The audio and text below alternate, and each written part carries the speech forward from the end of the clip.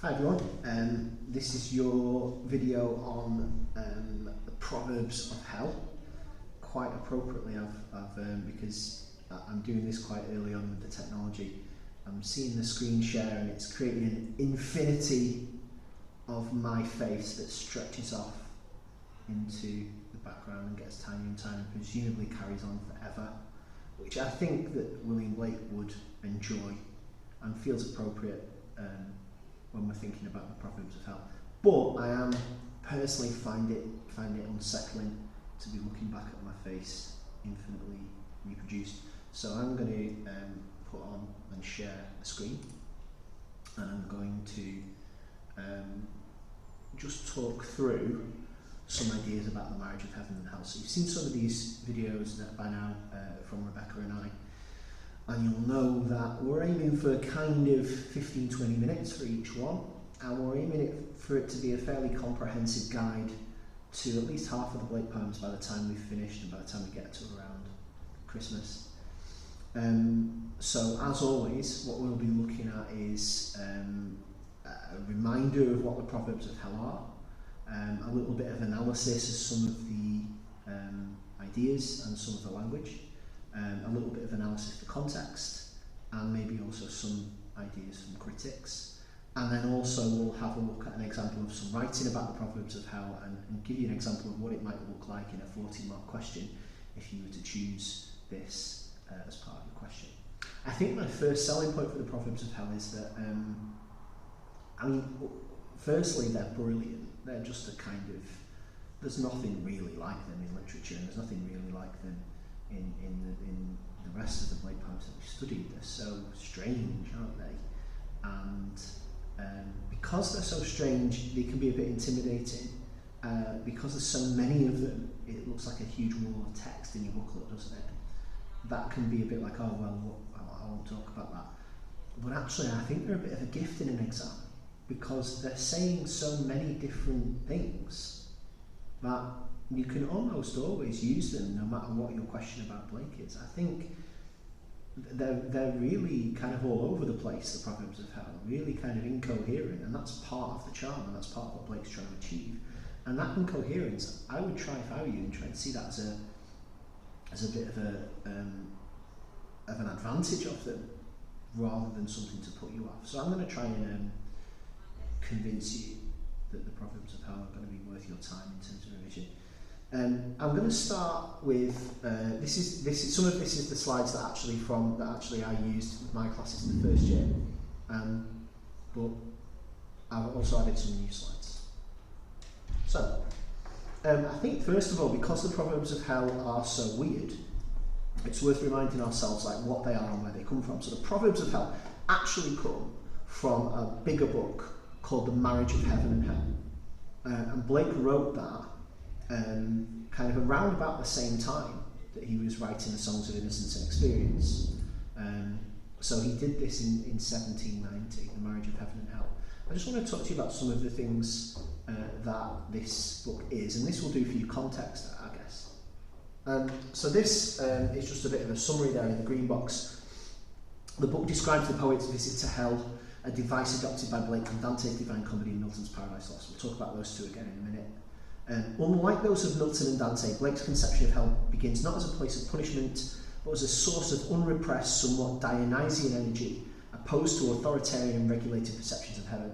Blake's purpose is to create what he called a memorable fantasy in order to reveal the repressive nature of conventional morality and institutional religion. So I guess what it means is that there is a kind of recognisable heritage of writing about hell and writing about heaven. And the two big hitters in Blake's time were Milton and Dante, and they both wrote about the devil and about heaven and hell. Blake wants to do that. He loves Dante, he loves Milton. He illustrated their work, both of their work. He was a big fan of both of those poets. But as always with Blake, he wanted to look at this in his own way as well.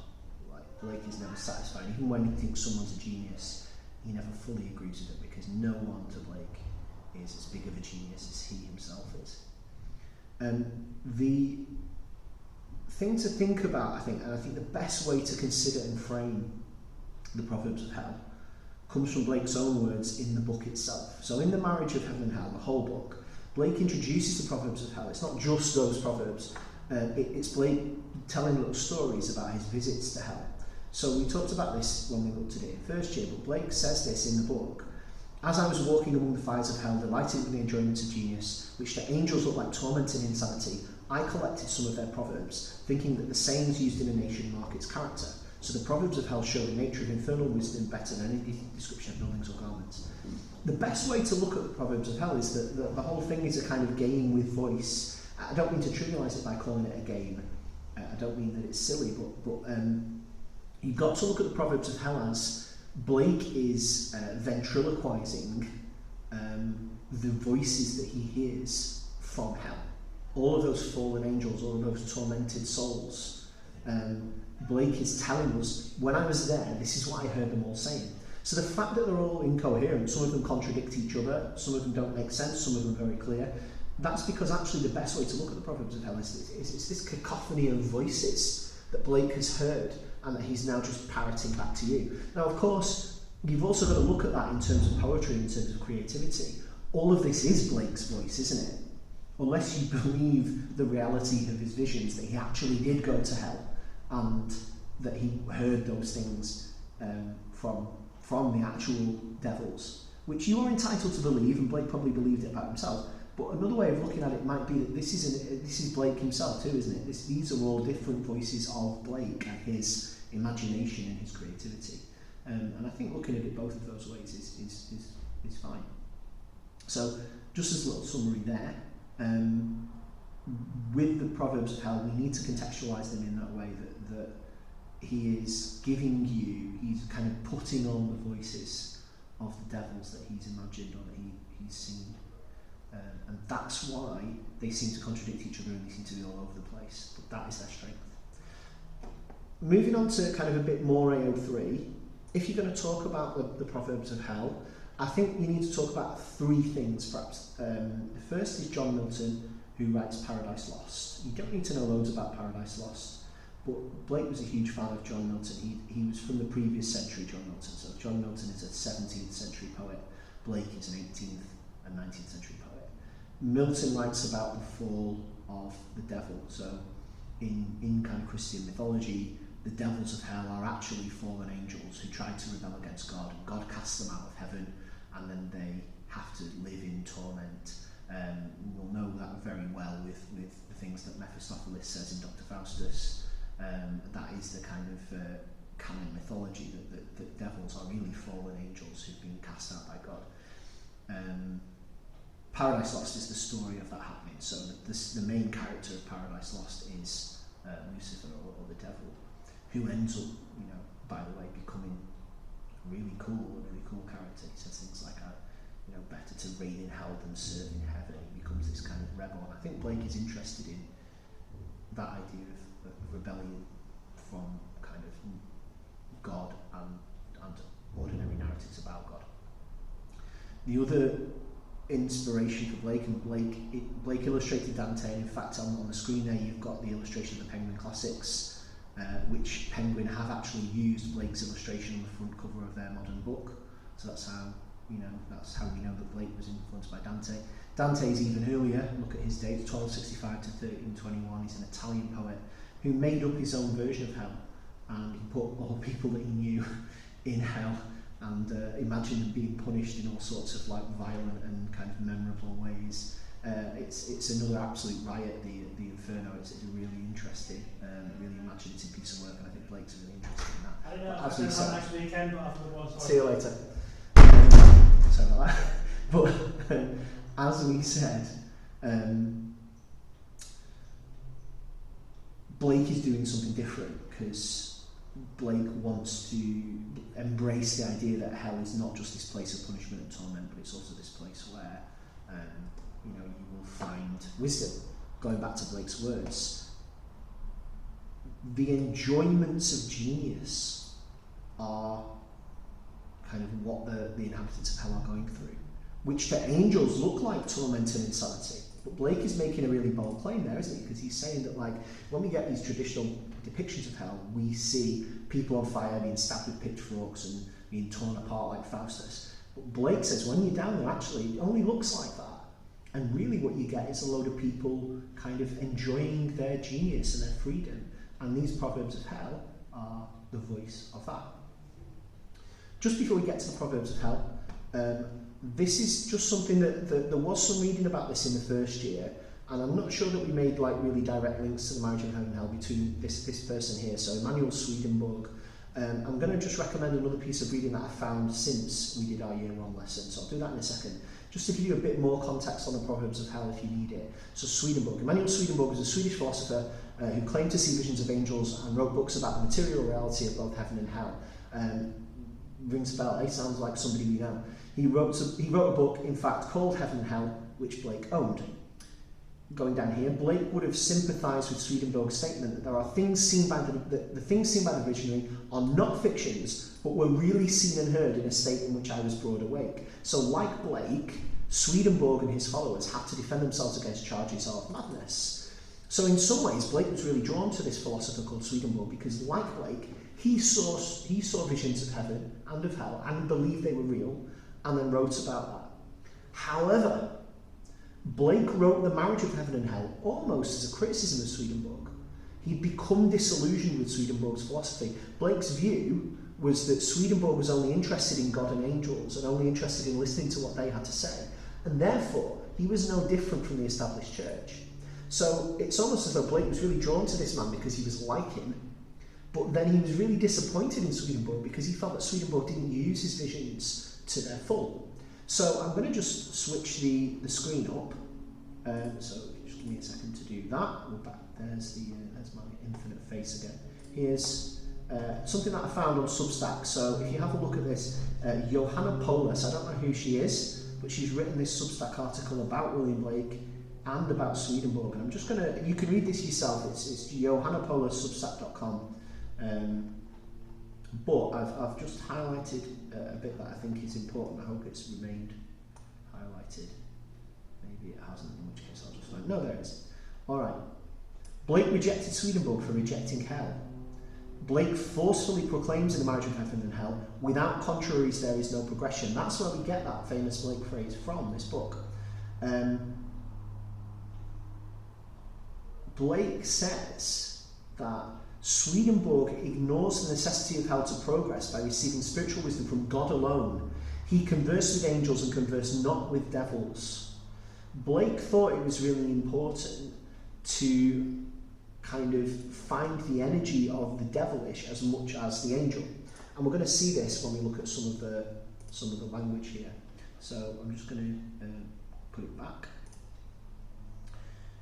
What I wanted to do is, we'll do a little bit of AO2, and I'll do this as quickly as I can. As I said, AO2 is quite nice with the Proverbs of Hell because it's not supposed to be coherent. I don't think you're supposed to read the first one and see it as a little progressive story.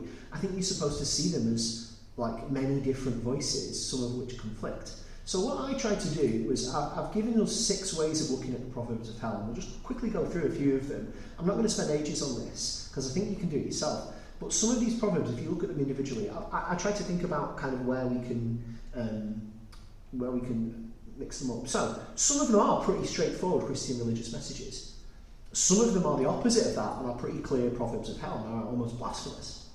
Some of them, as Blake always does, seems to be glorifying nature. Some of them seem to be advice on how to live well that seem almost separate from any idea about God. Some of them, or quite a lot of them, are about wisdom and folly and what it means to be wise or stupid. And a couple of them are about the importance of the power of the imagination, which we know that Blake is also interested in. This is why I think the Proverbs of Hell are useful to you, because actually all of those 6 things are things that are likely to come up in questions, aren't they? And the Proverbs of Hell covers all of them. So it's a really useful fallback for you, not even as a fallback, but it's a really useful kind of resource for you if you've got a question about Blake. So I'll show you about that as the last thing. Let's just have a look at those things. So let's look at that first thing. This is the most straightforward one. There are some that seem to be proverbs of angels. There are some which really just straightforward Christian teaching. Now that makes sense because Blake did listen to angels and devils are fallen angels. So look at some of these messages here, really simple ones. The cutworm forgives the plough. That metaphor there of turning the other cheek, forgiveness to your oppressor. That's very Christian, isn't it? Turning the other cheek. The most sublime act is to set another before you there. Well, that again is the core Christian message, isn't it? What I did for the least of my brothers, I did for you. That idea of kind of putting others before you.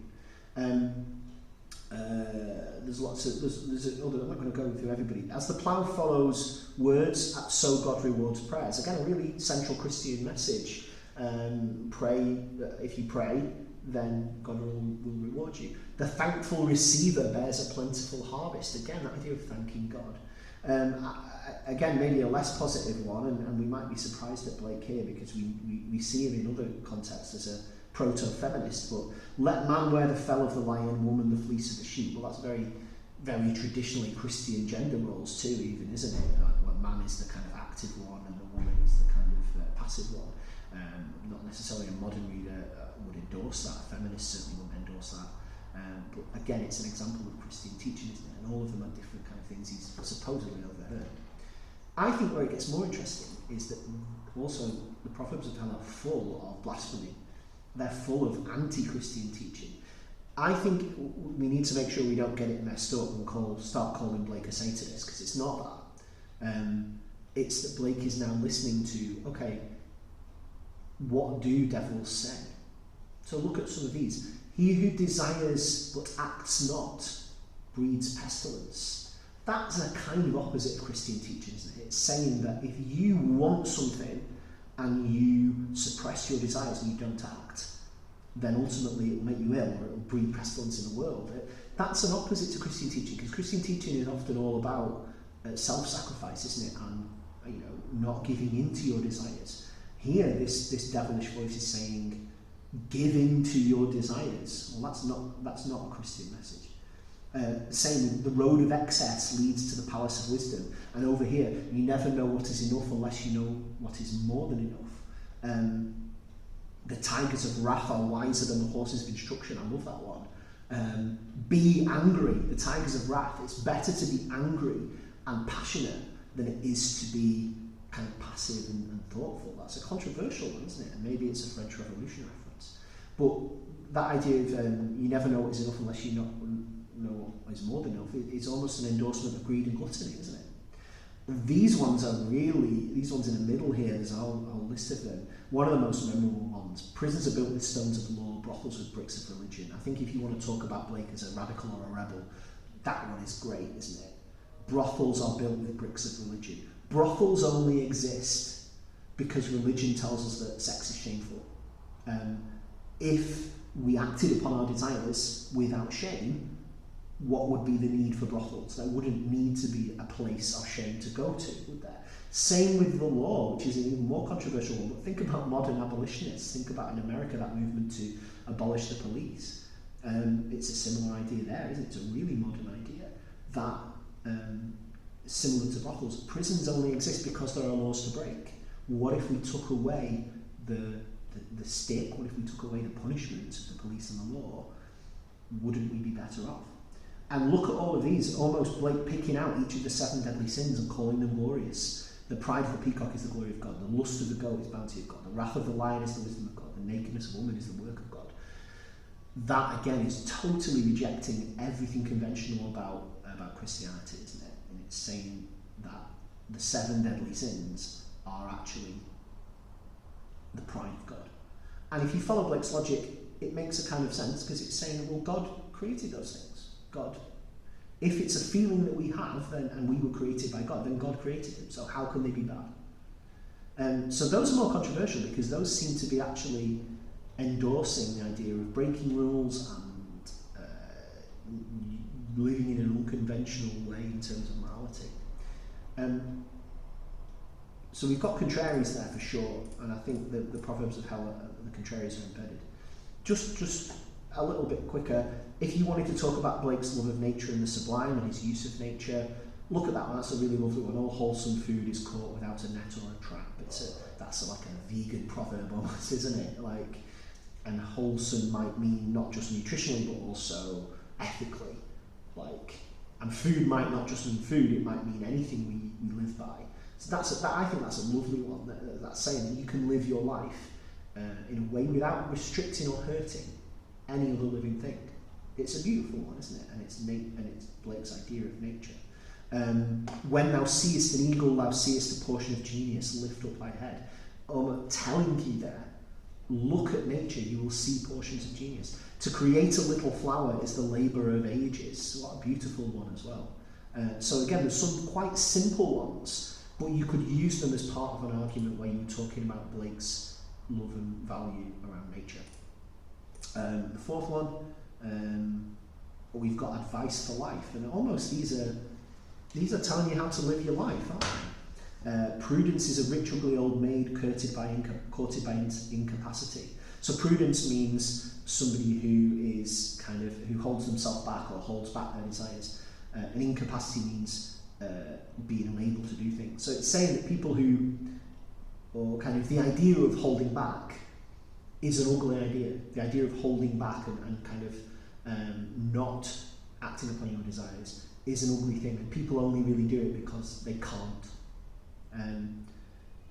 Lots of really good ones there as well in terms of the way to live your life. Expect poison from the standing water. If you let things get too stagnant in your life, don't be surprised if things turn and rot and become poisonous. You need to keep things moving and keep things going. The best wine is the oldest, the best water the newest. That's a nice contrarian one, isn't it? It's saying in some situations you look at experience, and you need experience and age, and in other situations you need youth and freshness. Think in the morning, act in the noon, eat in the evening, sleep in the night. I mean, that one's so simple, isn't it? It's almost like a life coaching mantra, isn't it? Telling you just how to live day by day. So there's a few of those. I also found a couple about the imagination. So there are only two, but they're pretty big ones. And again, if you're thinking about Blake's philosophy, everything possible to be believed is an image of truth. That's such a good one, isn't it? That sums up Blake too, that the imagination is the truest thing. If you can think of something, then it exists because it exists in your imagination. Same with one thought fills immensity.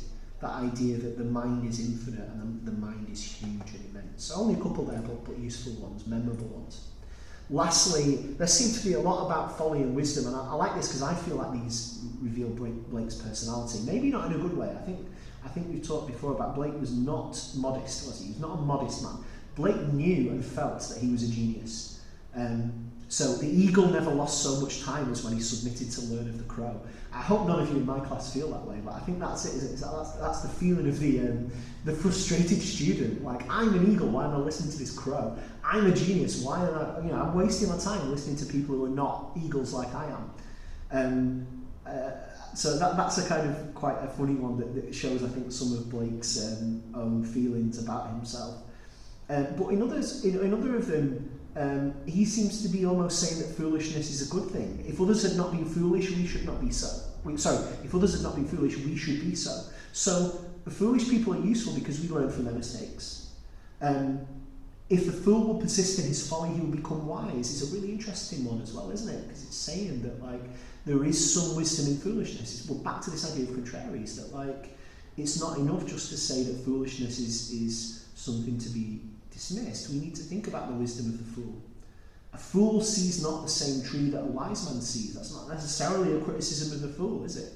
It's a comment on the nature of reality. It's that people see things in different ways, and perhaps we can learn from that. So there's a few contradictory ones about folly and wisdom that I think are really interesting, and that's my 6 ways of looking at the Proverbs of Hell, and I'm hoping that they make sense to you. I've not covered every single one of them, have I? But I wanted to just finish on a sample 40-mark question, something that I've written. And as I said, I think you can write about the Proverbs of Hell with pretty much any. So I picked this one at random. At its most effective, Blake's poetry explores complex ideas and feelings in the simplest of language. How far do you agree with this view? All I'm going to do just for the last minute or so is just to read it out, and I'll talk to you about what I was thinking. And meanwhile, I'll also talk to you about where I'm trying to pick up marks. I've not got any critics in here explicitly, but I have done some AO5, so I'll come into that. In the Proverbs of Hell, we can see that Blake's poetry expresses a mixture of simple and complex ideas using a mixture of simple and complex language, sometimes alternating within the same poem. So what I've tried to do there, that's my AO1, isn't it? That's me really, really directly addressing the question in a way that's thoughtful. So I'm saying, really, that I think, yes, but He does explore complex ideas in simple language, but in the Proverbs of Hell, he also uses simple and complex language. I thought I would put in some AO3 here immediately with that idea of simple and complex, because that reminded me of the Romantics. Certainly one of Blake's core approaches was to write simply and clearly so that his writing will be accessible for people at all levels of education. In this way, he's similar to other Romantics like Shelley and Wordsworth, with whom he is often compared. I think he's better than Shelley and Wordsworth. So in the Proverbs of Hell, Blake gives us a range of very simple aphoristic statements that almost feel like advice for how to live.